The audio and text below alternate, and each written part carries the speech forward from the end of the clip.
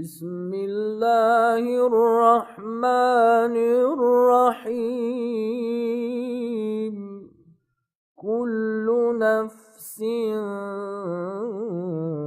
ذائقۃ الموت وإنما توفون أجوركم يوم القيامة فمن زحزح عن النار وأدخل الجنة فقد فاز وما الحياة الدنيا إلا متاع الغرور.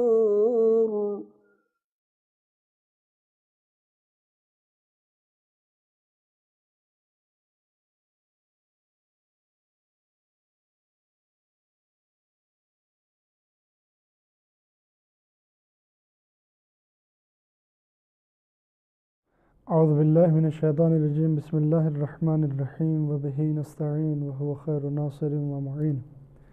والحمد للہ رب العالمین والصلاة والسلام علی محمد وآلہ الطاہرین اللہم صل علی محمد وآل محمد وعجل فرجہم اما بعد.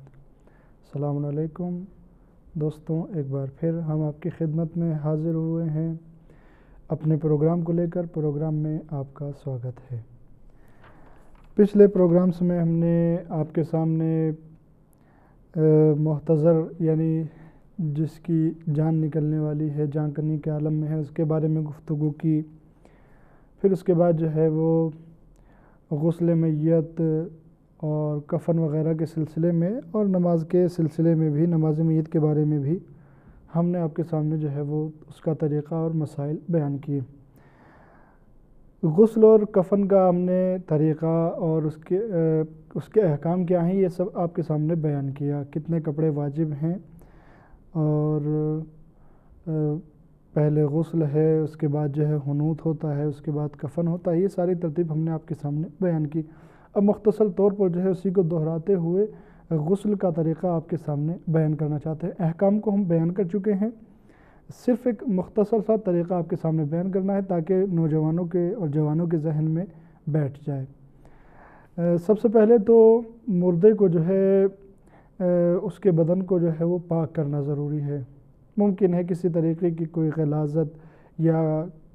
کوئی نجس چیز جو ہے یا کوئی نجاست مردے کے بدن پر لگی ہو، لہٰذا مردے کے بدن کو سب سے پہلے پاک کرنا چاہیے. پاک کرنے میں جو ہے وہ ایک شخص پاک کرے، دو شخص پاک کرے، کوئی حرج کی بات نہیں ہے. پاک کرنے کے بعد جو ہے بہتر یہ ہے کہ پہلے ہی سے مردے کو جو ہے وہ کسی تختے پر لٹا لیا جائے، اور اس کے بعد جب مردے کو پاک کر لیا جائے اور اب غسل کی نوبت آئے تو یہاں پر یہ بات جو ہے وہ ضروری ہے کہ ہر غسل میں جو ہے وہ مردے کی شرمگاہ پر جو ہے وہ تہمد ہونا چاہیے. ایک چیز. دوسری چیز کیوں؟ اس لیے کہ جو مردے کپڑے ہیں وہ تو پہلے ہی اتار لیے جاتے ہیں. اس کے بارے میں بھی بہتر یہ ہے کہ جو کپڑے مردہ پہنے ہوئے ہیں ان کو جو ہے وہ کاٹ کر یا پھاڑ کر اس طریقے سے اتار لیا جائے کہ مردے کو اذیت نہ ہو. دوسرے یہ کہ نیچے کی طرف سے اتارا جائے، بہتر یہ ہے. اس کے بعد جو ہے وہ پاک ہونے کے بعد جب غسل دینا شروع کیا جائے تو چونکہ کپڑے جو ہیں وہ مردے کے اتار لیے گئے ہیں، لہذا جو ہے وہ تہمت جو ہے وہ ضروری ہے شرمگاہ کو چھپانے کے لیے. ایک بات. دوسری بات یہ کہ ایک انسان جو ہے وہ اس کو غسل دے گا اور نیت کرے گا کہ میں اس میت کو غسل دے رہا ہوں، غسل میت، اور دوسرا شخص جو ہے وہ اس کی مدد کر سکتا ہے. چاہے ایک شخص سے مدد لے وہ، چاہے دو شخص سے، لیکن جو ہے وہ مدد لے سکتا ہے. مدد لینے میں کوئی حرج نہیں ہے، لیکن نیت وہی شخص کرے گا جو غسل دے رہا ہے. اس کے بعد جو ہے وہ مدد بھی مختلف طریقوں سے لی جا سکتی ہے. یا تو وہ پانی کے اٹھانے کے لیے مدد لے سکتا ہے، یعنی ایک آدمی جو ہے اس کو پانی اٹھا کر دیتا رہے، یا جو ہے اس طریقے سے مدد لے سکتا ہے کہ وہ پانی خود اٹھاتا رہے، ایک آدمی جو ہے وہ مردے کو کروٹ دیتا رہے. گویا جو ہے بہرحال وہ مدد لی جا سکتی ہے. اور طریقہ یہ ہے کہ جیسے کہ ہم نے پہلے ہی بیان کیا تھا کہ کوئی فرق نہیں ہے جو زندہ انسان غسل کرتا ہے اس میں اور مردے کے غسل میں بعینی ہی ویسے ہی ہے۔ سب سے پہلے جو ہے جو شخص غسل دے رہا ہے، جس نے غسل کی نیت کر لی ہے مردے کی طرف سے، وہ جو ہے پانی کو لے کر جو ہے سب سے پہلے مردے کے سر اور گردن کو دھوئے گا۔ اس کے بعد سر و گردن کو دھونے کے بعد اب جو ہے چونکہ مردہ تخت پر لیٹا ہوا ہے، لہذا بہتر یہ ہے کہ جب مردے کے داہنے حصے کو دھویا جائے، سر و گردن کے بعد جب داہنے حصے کو دھویا جائے گا تو مردے کو جو ہے تھوڑا سا کروٹ کے بل کر لیا جائے، یعنی سیدھا نہ لیٹا رہے، اس کا بدن جو ہے یہ داہنا حصہ جب اس پر پانی ڈال رہے ہیں تو وہ تخت پر نہ لگا رہے۔ اب وہ چاہے کسی کی مدد سے کرے یا اگر کر سکتا ہے تو خود کرے۔ اسی طریقے سے جو ہے جب بائیں حصے کو دھلے تب بھی جو ہے بائیں حصے کو تھوڑا سا تختے سے اوپر اٹھا لے تاکہ جو ہے وہ اطمینان حاصل ہو جائے کہ مردے کے ہر جگہ پر جو ہے وہ پانی پہنچ گیا ہے۔ اسی طریقے سے بہتر یہ ہے کہ داہنا حصہ دھلتے وقت تھوڑے سے بائیں حصے کو بھی دھل لے اور بائیں حصے کو دھلتے وقت تھوڑے سے داہنے حصے کو بھی دھل لے تاکہ یقین حاصل ہو جائے کہ پانی جو ہے وہ ہر جگہ تک پہنچ گیا ہے۔ یہی بالکل آسان اور سادہ سا طریقہ ہے۔ البتہ عام طور پر جو ہے لوگ مردے کو غسل دینے سے گھبراتے ہیں، اس میں گھبرانے کی کوئی بات نہیں ہے۔ اس کے بعد جو ہے یہاں پر میں ایک مسئلہ یہ بھی روشن کر دوں کہ جو انسان میت کو ہاتھ لگاتا ہے، اگر جو ہے میت ٹھنڈی ہو چکی ہے تو اس پر غسل واجب ہو جاتا ہے، لیکن جس انسان نے میت کو ہاتھ لگایا ہے اگر وہ کسی کو ہاتھ لگا دیتا ہے یا اس کو کوئی ہاتھ لگا دیتا ہے اس انسان کو تو اس پر غسل واجب نہیں ہوگا، یعنی تیسرے شخص پر غسل واجب نہیں ہوگا، صرف اس پر غسل واجب ہوگا جس نے ڈائریکٹ میت کو چھوا ہے۔ مثال کے طور پر میں نے جو ہے کسی میت کو چھوا، چاہے وہ غسل دینے کی غرض سے یا کسی بھی غرض سے، میں نے کسی میت کو چھوا اور اس کے بعد جو ہے وہ کسی نے مجھے چھو دیا تو صرف مجھ پر غسل واجب ہوگا، جس نے مجھے چھوا ہے اس پر غسل واجب نہیں ہوگا۔ یا میں نے جو ہے کسی کو چھو دیا تب بھی جو ہے تیسرے شخص پر غسل واجب نہیں ہوگا بلکہ صرف مجھ پر غسل واجب ہوگا۔ یہ غسل کے سلسلے میں عام طور پر جو ہے لوگ سوچتے ہیں کہ جو میت کو چھونے والے کو چھو لے اس پر بھی غسل واجب ہو جائے گا، اور اسی طریقے سے اگر تینوں غسل دینے کے بعد کوئی میت کو چھو لیتا ہے تو پھر اس پر بھی غسل واجب نہیں ہوگا، بلکہ اگر کوئی میت کو ٹھنڈا ہونے کے بعد سے غسل دیے جانے کے پہلے سے چھو لیتا ہے تب جو ہے وہ غسل مس میت واجب ہو جائے گا۔ اس کے بعد جو ہے وہ کفن کے بارے میں تھوڑا سا ہم طریقہ بیان کر دیتے ہیں اور گفتگو کو آگے بڑھاتے ہیں۔ غسل کے بعد جو ہے وہ جیسا کہ ہم نے پہلے ہی بیان کیا تھا، میت کو جو ہے وہ حنوط کرنا چاہیے، یعنی ایک تازہ اور خوشبودار کافور اس کی پیشانی، دونوں ہتھیلیوں، دونوں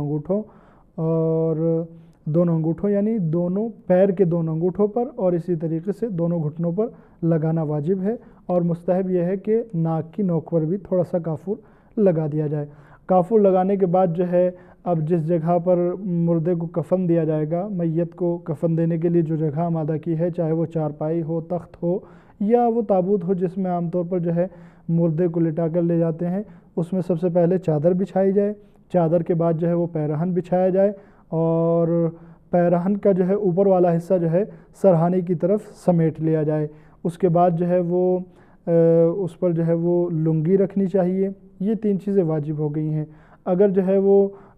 ران پیش رکھنا ہے تو ران پیش بھی ابھی رکھ دیا جائے، اس کے بعد جو ہے وہ مردے کو اس پر لٹایا جائے، ران پیش کو باندھے، پھر لنگی کو باندھے اور اس کے بعد جو ہے کرتے کو مردے کے اوپر ڈال دیا جائے، اس طریقے سے کہ مردے کی گردن کو کرتے کی جو جگہ کاٹی ہے یا پھاڑی ہے اس کو نکال لیا جائے، اس میں سے اس مردے کے سر کو نکالا جائے اور مردے کے اوپر اس کو ڈال دیا جائے۔ اس کے بعد جو ہے اگر کوئی اور مستحب چیز، مثال کے طور پر امامہ باندھنا چاہتے ہیں یا اگر عورت ہے اس کے لیے سینے بند اور روسری رکھنا چاہتے ہیں تو سینے بند جو ہے وہ پہلے ہی رکھنا پڑے گا مردے کو لٹانے سے پہلے، لیکن روسری جو ہے وہ بعد میں رکھ سکتے ہیں۔ اور اگر پھر اس کے بعد ایک جو مستحب چادر اور ہے اس کو بھی ڈالنا چاہیں تو وہ بھی ڈال سکتے ہیں، یا اسی طریقے سے یمن کی جو چادر مستحب ہے جس کو برد یمانی کہا جاتا ہے، اگر وہ مل جائے تو بہتر ہے کہ وہ بھی ڈال دیں، یا شہادتین جو لکھی جاتی ہے اس کے بعد سینے پر شہادتین کو رکھ دیا جائے، یا اسی طریقے سے جو ہے وہ بعض مقامات پر جو ہے وہ ہاتھ میں خاک شفا کی تسبیح اور سجدہ گاہ رکھی جاتی ہے، یہ ساری چیزیں۔ اور 2 بیری کی لکڑیاں جو رکھی جاتی ہیں جن کو جریدتین کہا جاتا ہے، ایک کو کفن کے اندر سے رکھا جاتا ہے، دوسری کو کفن کے اوپر سے رکھا جاتا ہے۔ یہ کفن کا طریقہ ہے جو بہت ہی سادہ اور آسان ہے، گھبرانے کی کوئی ضرورت نہیں ہے، اور اس کو جو ہے وہ اگر انسان ایک بار صحیح سے پڑھے اور کرتے ہوئے دیکھے تو آسانی سے یاد کر سکتا ہے۔ اس کے بعد جو ہے ہم نے نماز کے سلسلے میں بھی مختصر سا آپ کے سامنے بیان کیا تھا کہ جب میت کو جو ہے وہ غسل دے دیا جائے، حنوط ہو جائے اور کفن دے دیا جائے، کفن پہنا دیا جائے، تو اس کے بعد جو ہے اس پر نماز پڑھنا ضروری ہے۔ نماز میں 5 تکبیریں ہیں۔ پہلی تکبیر کے بعد جو ہے وہ اشہد ان لا الہ الا اللہ و ان محمد الرسول اللہ، اس کے بعد دوسری تکبیر، اور دوسری تکبیر کے بعد کہے گا اللہم صلی علی محمد و آل محمد، پھر تیسری تکبیر کہے اور اس کے بعد کہے اللہم اغفر للمؤمنین والمؤمنات، اس کے بعد چوتھی تکبیر کہے، اگر مرد ہے تو چوتھی تکبیر کے بعد کہے اللہم اغفر لہذا المیت، اور اگر عورت ہے تو چوتھی تکبیر کے بعد کہے اللہم اغفر لہذہ المیت، اور اس کے بعد 5ویں تکبیر کہہ کر نماز کو تمام کرے۔ کل بھی ہم نے پچھلے پروگرام میں بھی ہم نے بیان کیا تھا کہ بہتر یہ ہے کہ اس سے بڑی جو تکبیریں ہیں اور ذکر وارد ہوئے ہیں ہر تکبیر کے بعد ان کو پڑھا جائے، جن کو آپ توضیح المسائل میں دیکھ سکتے ہیں۔ البتہ ان کا پڑھنا بھی کافی ہے، اور خصوصاً ان لوگوں کے لیے کہ جو ان کو یاد نہیں کر سکتے ہیں، ان کے لیے بہتر ہے کہ وہ انہی کو یاد کر لیں۔ اگر وہ جماعت سے بھی میت کی نماز پڑھتے ہیں اور امام بڑی والی تکبیریں پڑھتا ہے، یعنی بڑی جو دعائیں ہیں تکبیر کے بعد ان کو پڑھتا ہے، لیکن مامومین کو وہ بڑی تکبیریں یاد نہیں ہیں، تو ایسی صورت میں ماموم اگر صرف انہی چھوٹی تکبیروں کو بھی پڑھ لیتا ہے تو اس کی نماز بھی صحیح ہے اور باقاعدہ جماعت کے ساتھ اس کی نماز ہو گئی ہے۔ لہذا جو ہے کم سے کم ان کو تو مومنین کو یاد کر لینا چاہیے، تاکہ اگر ضرورت پڑے تو وقت ضرورت جو ہے ان سے فائدہ اٹھا سکیں۔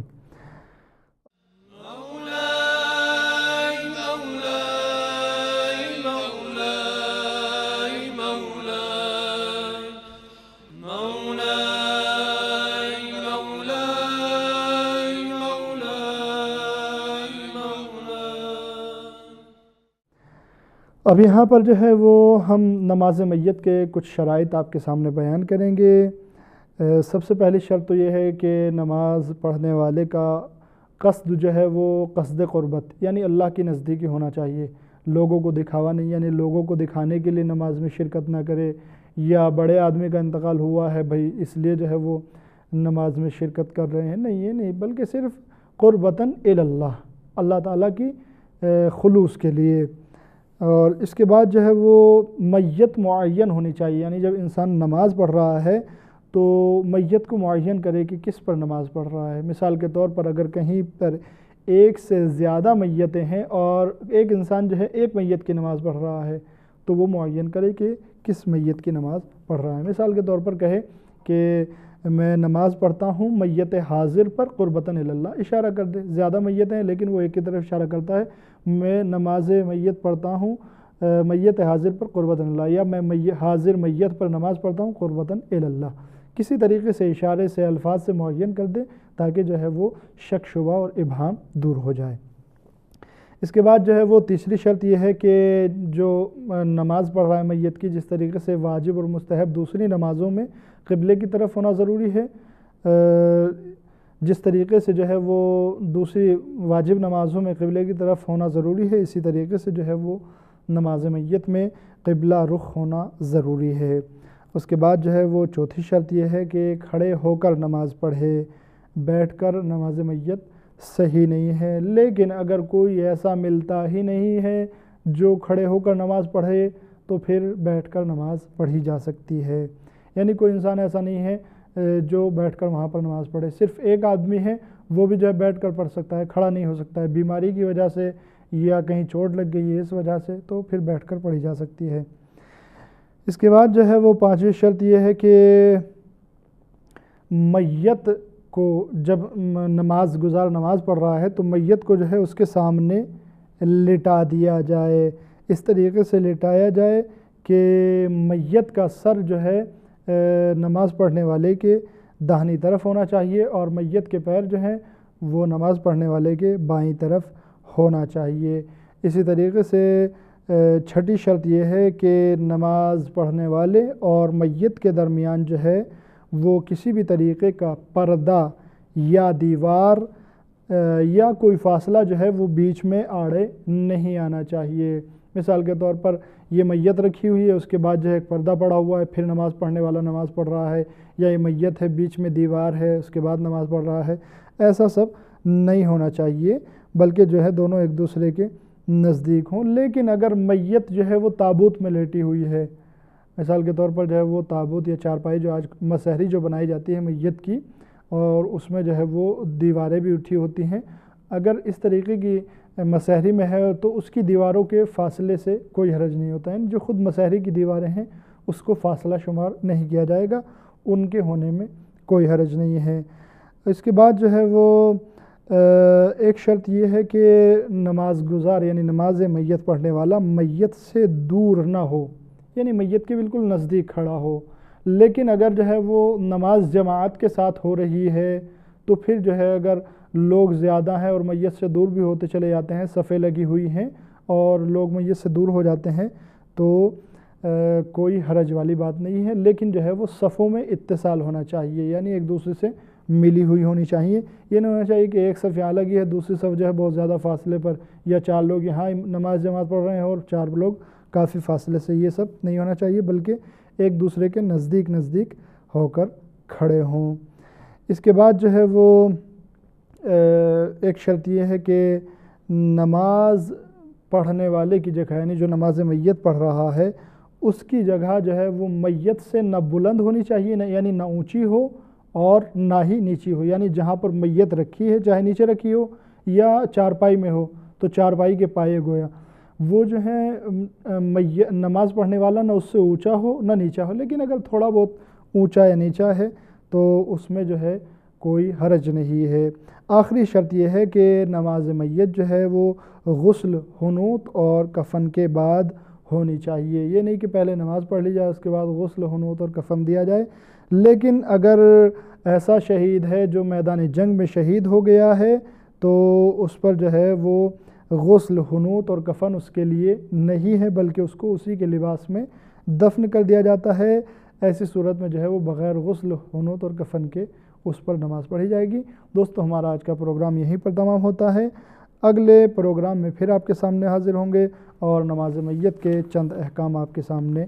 بیان کریں گے۔ تب تک کے لیے خدا حافظ، والسلام علیکم ورحمۃ اللہ وبرکاتہ۔ اللهم ارزقنا توفيق الطاعة وبعد المعصية وصدق النية وعرفان الحرمة، وأكرمنا بالهدى والاستقامة،